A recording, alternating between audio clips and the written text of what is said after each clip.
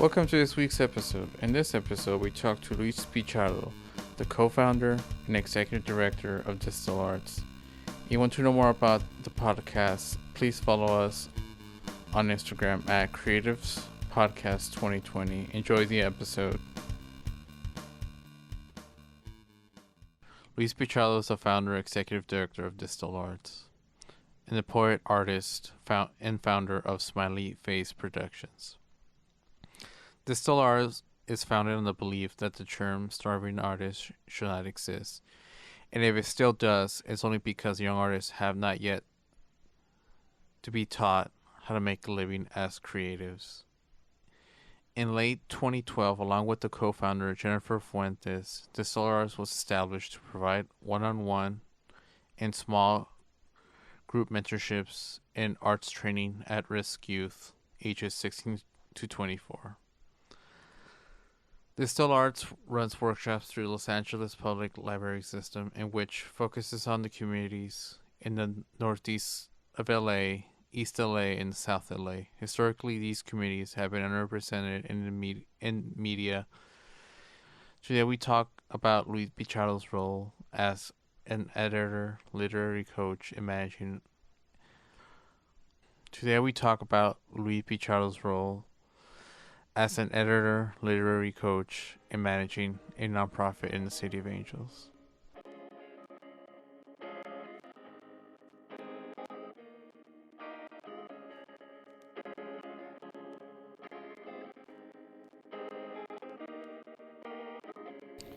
Well, the idea for DSTL Arts was something that kind of came out of my experience working in the nonprofit world. I've actually been working in the nonprofit sector since I was 18 years old, and even before then, I knew that I wanted to be an artist as my career.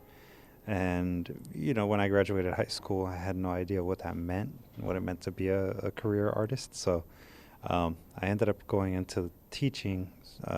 When I started college, I thought I wanted to be an English teacher, but I entered into the nonprofit world as a tutor and realized that there's other ways of teaching. And the first job that I had as a director of a nonprofit program was actually as a work readiness coach for at-risk youth ages 16 to 21. And that taught me that you really needed to teach kids how to actually become not just, a career artist, but how to actually create a career for themselves. And so that background in work readiness development, workforce development, it really made me realize that art and workforce development needed to actually be one and the same, especially for those of us that want to be career artists. I never had a mentor that taught me how to do art as a job, so being able to learn the skills that were necessary for that was something that I had no resource to go to. And little by little, I started teaching myself how to develop a business plan, how to create a curriculum vitae, which is a special kind of resume that artists use to basically track all of their publication credits and exhibition credits. And then I started teaching myself things about marketing and all of these tools that you really need to have if you're going to be a successful artist throughout the rest of your life.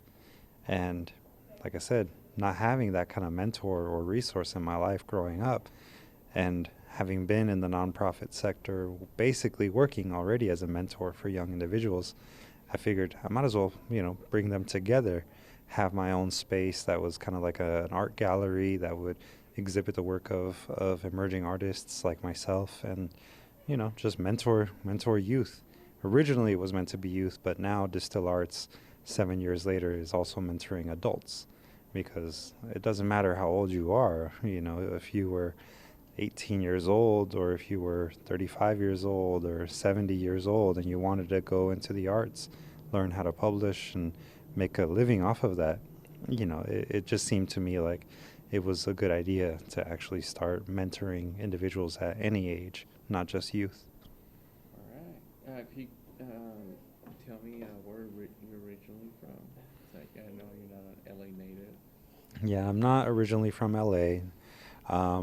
I was born in the city of Oceanside, and I was raised in the city of Vista, and that's North San Diego County. Uh, that's where I was born and raised, and very much shaped my identity. It's kind of like I like to think of North San Diego County as being very similar to places like, especially where I grew up. I picture it very similar to places like Hawthorne, Lawndale, the South Bay area where, I grew up pretty close to the beach, maybe like 20 minutes away driving, but it was also, inland enough and it felt urban enough for me to kind of not feel like I was part of the big city of San Diego, but still hood, still growing up in a barrio, still had to deal with gang members right down the block and had to deal with drug addicts at the footsteps of my school and all of that type of stuff. There's a lot of things that I see in LA that totally remind me of how I grew up. And one of the things that I learned in my now almost 10 years or so, maybe 12 years now, living here in LA, that a community is the same regardless of where it is when their circumstances, when their backgrounds are essentially the same. I don't have to be from LA to understand, the ramifications of gentrification, the ramifications of redlining, all of the things that I see in South Central and East LA and Highland Park, Cypress Park, Glassell Park, those communities, they're exactly the same as the community where I grew up. Yeah, it's interesting you say that because I feel like some of your work reflects that point of view, especially with the workshops that you kind of do right now in Vernon, so South Central, Los Angeles. Could you talk more about the workshops you hold at libraries, public libraries throughout Los Angeles? Yeah. So DSTL Arts, when I started it back in 2012, the idea was that specifically I would work only with youth and mentoring them. And when I started with my first cohort, I had 3 students that I started with in February of 2013. After I did my first little bit of fundraising and everything, I started with 3 youth that I knew. 2 of them, actually, no, I take that back. All 3 of them ended up being residents of South Central. Oh, that's right, yeah. Eric, he actually was born and raised in South Central. Brian, he was originally from South Central, ended up moving to the Valley and spent his teenage years in the Valley. And then Anna, who kind of bounced around a little bit from what I remember. But she lived and grew up mostly in Echo Park, but is now a resident of South Central. Yes, due to gentrification. Yeah, due to gentrification. Yeah. And when I started with them, those 3, they had pretty supportive parents. Maybe Brian not as much, but he definitely did, have the ability to come and work with me at the time. And after their first art show, I started to then recruit my second wave of students in the mentorship program. And that second wave, those students had parents, well, they were mostly from the Northeast LA area and East LA. And those parents were not supportive, actually, of the students. Not always, just like with me growing up, they would a lot of times get asked to either take care of their younger siblings or to do chores and, do a lot of things that would basically keep them from meeting with me. And so having my experience in the nonprofit world and knowing that it's important to engage parents as well as the students, I figured that it would be a good idea to find funding to actually provide workshops for adults. And Conchas y Café, that program in particular, was actually created to engage the parents of my mentees. And, we also wanted to open it up to the general community. So that's where the partnership with libraries started. The first grant that DSTL Arts ever received was from the California Arts Council, and it was part of their local impact program. And it was a couple of $1,000s to actually provide zine making workshops and creative writing classes that would produce two different zines. One of them is the Conchas y Café zine, and the other one is Art Block. And Art Block zine was supposed to be for other youth that wanted to join in the programming but weren't part of the mentorship program. So that's where the partnership started. And it started originally in East LA with the East LA Library. The second year was when I was able to finally expand it thanks to more funding that I received. And then that's when we expanded into South Central. And so the Conchas y Café workshop then became two sites, at the East LA Library and at the time at the Junipero Serra branch library. I remember that, Yeah. So that the J. Serra branch, as they call it, it's in the middle of South Central. You know, the northern area of South Central. And then now currently those workshops have moved to the Vernon branch library. The Vernon branch library being on the corner of Vernon and Central in the historic jazz corridor. Yes, the jazz corridor. We've actually seen more attendance here at this particular branch. Good. Yeah, and interestingly enough, it's this particular branch having the history that it has in terms of the location of it and everything. We do tend to get more people being very proud of being from South Central, being born and raised in South Central, and not necessarily reflecting the kind of multi-generational history that East LA participants have. My East LA participants in Conchas y Café tend to be second, sometimes third generation Latinos. Oh, really? Wow. Yeah, I get an interesting mix. I get a lot of individuals who are first generation or immigrant here in South Central. I get a couple of those over at East LA, but East LA is definitely much more multi-generational families. Interesting. Yeah. Just to touch a bit on the idea of parents not understanding the arts and kind of keeping their kids away from it. Like, what will you say? What's the reason for that? I think there's a lot of different reasons for it. Yeah. It comes from, I think, and this is me speaking also partly from personal experience, but I think that it does come in part from the socioeconomic level of an individual's family. Because like in my case, my parents, they divorced when I was 12. And, me being the oldest, it was expected of me to be at home, to take care of my younger siblings, to do the chores. So, that type of support network that a family can be for each other is also the same thing that can keep people from, in some ways, progressing, right?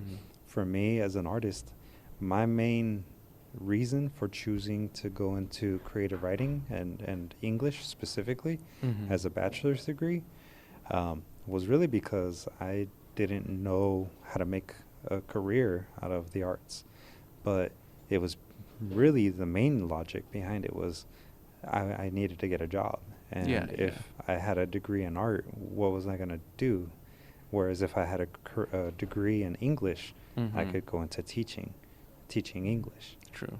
And I was into creative writing at the time, so I did have that other motive of going into English and wanting to become a better writer, but it was really because I was like, I need to make money to support my family. And the only way I could do that was by having a degree in English that would allow me to, teach high school. It became more of a need than a necessity. So. And art in our community and families like mine, art is seen as not a necessity. It's non-essential. It's, a hobby. And being a hobby means it's something you don't have to dedicate time to. So.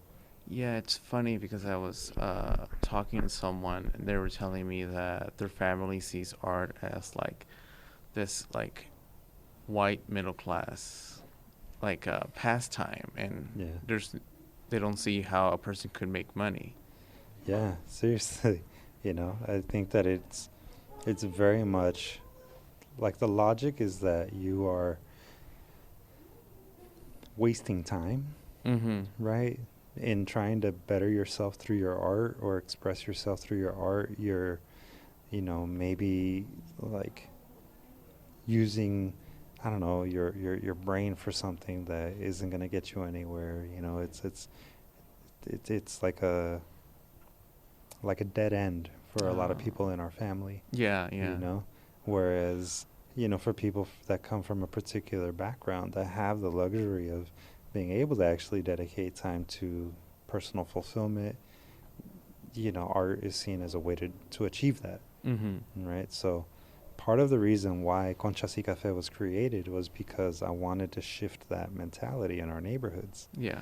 You know, I wanted people to see that it was possible to engage in the arts in a way that was meaningful, Mm-hmm. in a way that maybe helped the youth that I was working with feel supported by their family as well as a larger community.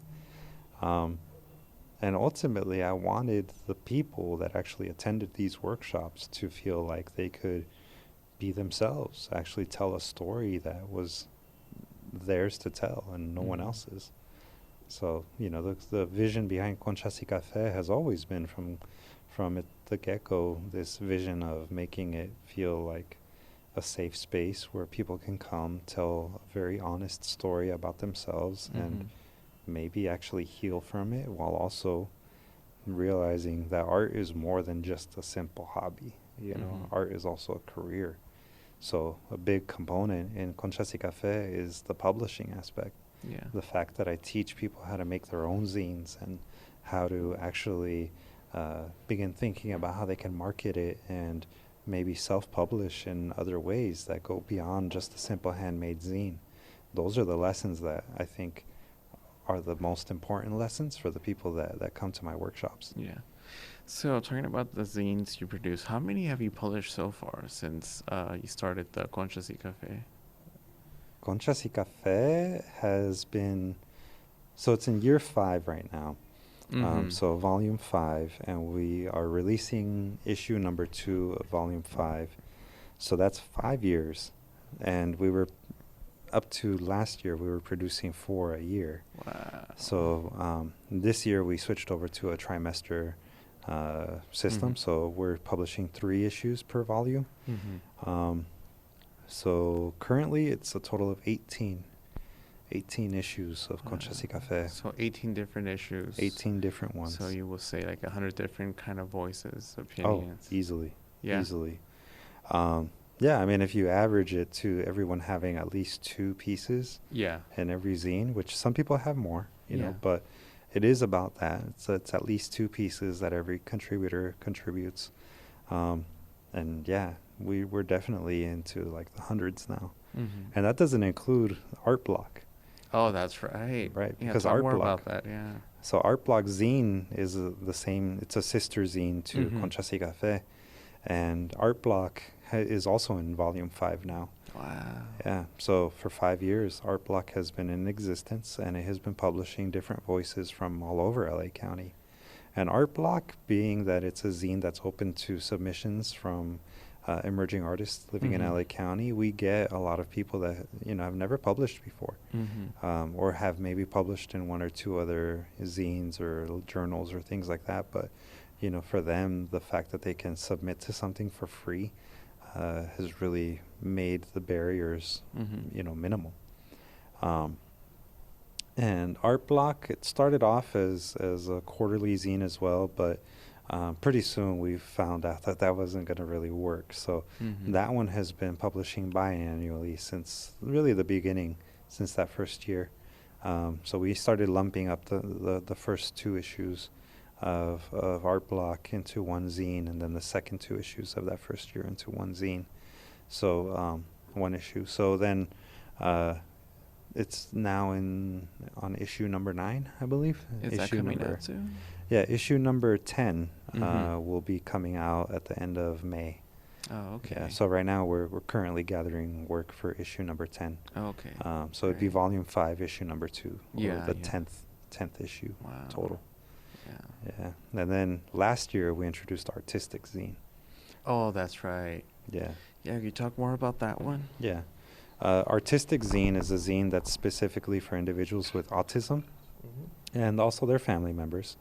And that one was started actually because I had Melina Chavarria, who's our current editor-in-chief, she has two boys with autism, and she had been looking for a way to actually tell the stories of individuals with autism in a way Yeah.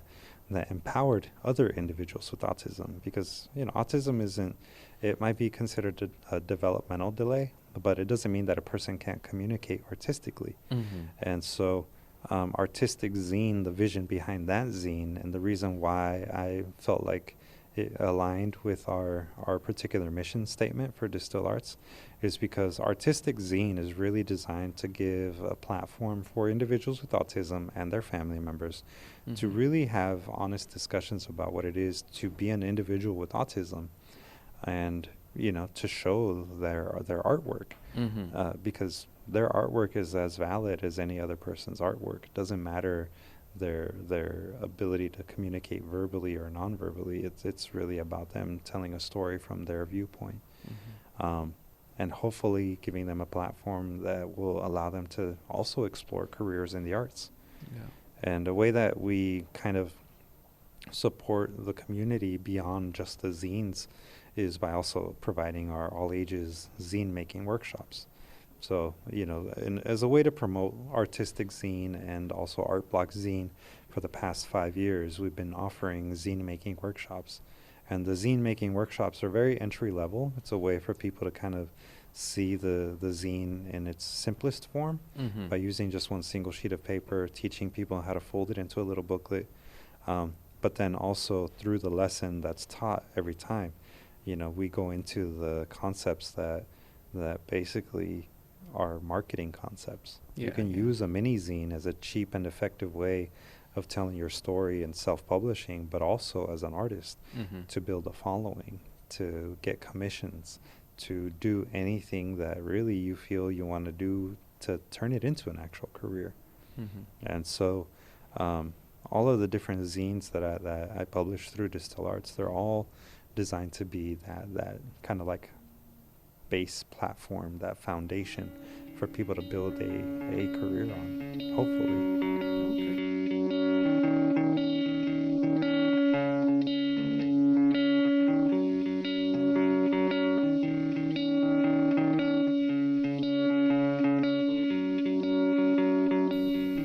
So the mentorship program, like I said, used to be only for youth. When I first started the program, it was for youth ages 16 to 21. Distill Arts' mission statement at the time, it only read, to inspire, teach, and hire emerging artists ages 16 to 21 from, at-risk youth, basically. The introduction of Conchas y Café, I started to meet writers that were very serious about their craft. And some of those writers had expressed during the Conchas y Café workshops, after I taught things like how to self-publish, how to market a book, how to do other types of merchandising, those people in the Conchas y Café workshops were starting to say, hey, we want to publish something, and can you help us? Can you teach us how? And since I was doing that already in the zine making, I'm sorry, not in the zine making workshops, but in the arts mentorship program, in the arts mentorship program, it was just youth. And I figured, well, I might as well actually talk to my board of directors, see what they think. And we made the decision to change our mission statement to drop the age restriction and open it up to emerging artists of pretty much any age, ages 16 and older. And the mentorship program, we decided to actually start including adults. And so we piloted the program around, I think, the third year of the Conchas y Café program, when Janice actually started to come to the workshops. Oh, great. Which site did you? She started coming to the workshops at the Junipero Serra branch in South Central. Okay. And so she originally published a couple of her poems with Distill Arts through the Conchas y Café zine. Okay. And when we started piloting the mentorship program for adults, we created an adult cohort, and we tried to recruit her into that initial cohort. Unfortunately, at the time, she wasn't really able to do it, but we did start with a small group, and Nikolai actually was part of that first group. So Nikolai, along with Don Raúl Macías and Ana Holton, and also Karen Grace and David Fallon and Tina Fallon. Those were the first adult writers that we started mentoring. And Nikolai ended up being one of the first ones to actually publish through DSTL Arts. And he, once I sort of worked out some of the kinks with the first group, Nikolai joined the mentorship program, and I started working with him, and we developed his manuscript pretty quickly. And he actually made the decision that he didn't want to publish with DSTL Arts first.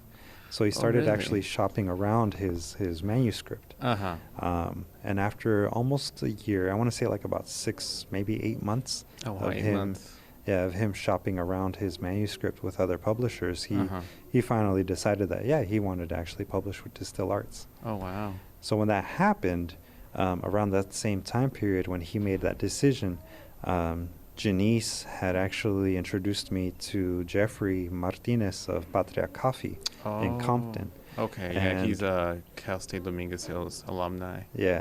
And, he's the owner of Patria Coffee in Compton. And he wanted to start doing workshops at Patria Coffee to, further engage the community, bring the arts to Compton in a way that wasn't being done before. And I had started playing around with this idea of actually creating artist residencies that would be kind of like an extension of the arts mentorship program. The artist residencies would be a way for us to basically put an artist in a community setting that would then provide workshops in a community setting, such as a coffee shop, and also be supported to complete their own manuscript. And so Janice was part of that initial pilot. And that's how I started working much more closely with Janice Miller. And Janice ended up being my very first poet artist in residence through Patria Coffee. And so she officially helped me launch a new program that DSTL Arts started just last year in 2019. And Nikolai, at the same time, was done with his manuscript. He had made some final edits, and we started the process of actually putting his first chapbook together. So when Janice finished her chapbook through the residency, Nikolai his chapbook was going to be launched in the upcoming months. And so they ended up essentially releasing their books at the same time. Interesting. Can you talk about Nikolai's book? What's it called? Nuclear Shadows of Palm Trees. It was that. Did he decide on that?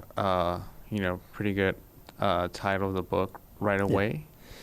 No, he didn't come up with the title right away. Oh, okay.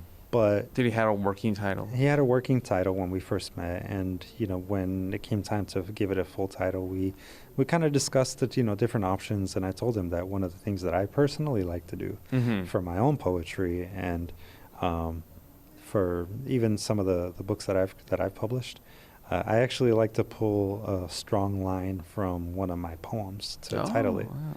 And so Nuclear Shadows of Palm Trees was one of those lines that both he and I felt really represented the body of work. Yeah, and so that's where the title for his chapbook came from. All right. So having an editor is a good thing. Yeah, I would think so. I mean, it's good to always get feedback. It's good to be open enough to say, hey, I don't know everything. Let me see if someone else can help me. I've met way too many artists that kind of have that chip on their shoulder where they feel like they don't necessarily need to take people's feedback anymore. And I'm not that type of person. I don't like to think of myself as that kind of person. Because like I tell all of my students, both in the mentorship program and in the Conchas y Café workshops, I might have a master in the fine arts degree in creative writing, but that doesn't make me a master of it. I'm still learning. As much as the people that come to my workshops learn from me, I learn from them. And that's how you really, really grow as an artist, in my opinion. You have to be open to criticism. You have to be open to feedback. And so, having an editor helps, but having a collaborator person to give you feedback, that's different. That's yeah. how I look at it. I don't treat it as an editor. Yeah, but you help them edit. Yeah. Yeah. So it's more of a collaboration between two poets. Yeah. Than an like traditional editor. Yeah, that's how I like to look at it. All right. Yeah, that's my approach generally. Yeah. And how did you approach Janine's book? Because it's a bit different from Nikolai's book. In terms of design, yeah, I mean it's so all the books that I've designed for DSTL Arts, I mean I've been the primary graphic designer for all of them, since the beginning, and so every single book, every single person's content has its own message, its own style, its own voice, and so the very first chapbook that I ever published through DSTL Arts was by good old Brian Andrade, and Brian, he had the title in mind, Expel. That was the very, very first title that DSTL Arts published. And when we published his chapbook, we both kind of knew it was sort of grungy. It was a zine that was very much about LA and kind of like the dirtiness of it. The poetry expressed a lot of that. And so that was the visual direction that we took it in. For Nikolai's, he knew that he wanted to use a photo from one of his friends, Monica Serrano. Okay. And the photo that he ended up choosing from her body of work was an excellent photo. I mean, it was excellent. Yeah. Yeah, it's a black and white photo of a palm tree, and clipping that against it was already a black background, being black and white. She shot it, I'm assuming, at night or something. But yeah, doing a clipping mask on it and then adding in the little bit of that green for the title text, really was just to sort of mimic the actual title, and Nikolai's poetry kind of had this sort of bleak outlook on LA. It's very much like a love-hate letter to LA, way I look at it. It's bittersweet. A little bit. And so the visual direction of it was really to give it that sort of love letter-esque look to it, or to give people that feeling of loneliness but love. I see. Like heartbreak almost, And that's Nikolai's work. So he's a hopeless romantic somehow. Yeah. I mean, he'd probably be the first to admit it, But his poetry is great. And, it is. Yeah, the chapbook itself came out really nice. Yeah. I personally think that the design is a pretty simple design, but it's a very effective design for his work. It is. Yeah. Yeah. Janice, though, her work is very different. Her work is it has a ton of love for the community. I mean, hers is not about LA as much as it is about the community that is specifically Compton. And, being a Compton resident, having grown up in South Central and Compton, she very much has very strong ties to that community. And being an Afro-Panamanian, she also has a very, very strong connection to what it means to be a person of color, specifically Afro-Latina. And so the approach to her particular chapbook was centered on that idea of community, centered on the idea of sort of warmth and being inviting, and her urban planning background. Oh, that's which right. is why it incorporates maps to a certain degree. I was going to ask about that, yeah. Yeah, so she wanted to have maps be a part of it. And so we created a couple of maps that are actually found in the manuscript on the interior, and then also on the back cover there's a map of Compton. And it basically is just to show where she's lived in the community. Because, it's about place. Her book, more than anything, is about Compton as a place and the people that inhabit that place. Yeah, it kind of combats the idea of what people from the outside think of Compton. Absolutely. Yeah, I mean, she very much wanted to create a chapbook that was genuine to her. and she just happens to be a resident of Compton, you know. So it's nothing that people would, I think, read and walk away from saying, oh yeah, that's the Compton that I know, you know, like how maybe Tupac or even Kendrick Lamar might represent Compton. Yeah, I feel like every 10 years or, every decade, there's like a new rapper that kind of works off the last person's work of what is Compton. Yeah, and it's kind of mimetic that way, you know. Rap, especially rap about Compton. Yeah. It just sort of perpetuates stereotypes about it. Yeah. Whereas Janice was like aware of those stereotypes, but at the same time wanted to show that it's not just the stereotypes. Yeah. Compton is people. It is people, yeah. Yeah. Yeah. Just like South Central is people. Yeah. You know, people have a very negative stereotype about being here in South Central, about it being unsafe and all these other things that really aren't true. True. You know, it's just, we're just all people. Yeah, You know, we have as much right to be here as anyone else. Exactly. Yeah. You know, if you ride the bus or the train, people just go to work and go back home. Yeah, it's like any other working class community. Yeah, pretty much. You know, it just happens to be a community that has been historically marginalized. Yeah, through redlining and yeah. Yeah. So, yeah. All right. Could you give me all your social media contacts to wrap things up? Yeah. So to follow Distill Arts, you can follow Distill Arts at on Twitter, on Instagram, and Facebook using at DSTL Arts at Distill Arts. Art Block Zine has its own Instagram as well as Twitter and also Facebook presence. That would be at Art Block Zine, ARTBLOCKZINE. And Artistic Zine also has a presence on Instagram and Facebook using at AURTISTICZINE. That's Artistic Zine.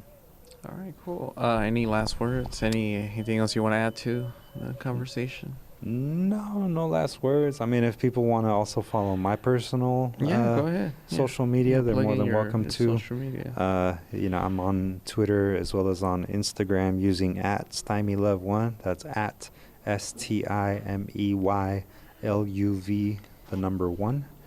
And then on Facebook, it's Smiley Face Productions, although that's probably gonna go away fairly soon. So just follow me on Twitter and, and Instagram. Those are my main. Yeah, and also you do poet, right? Poems on the spot. I do. I am a poet. I do poetry on demand. People can commission a poem for me for $5.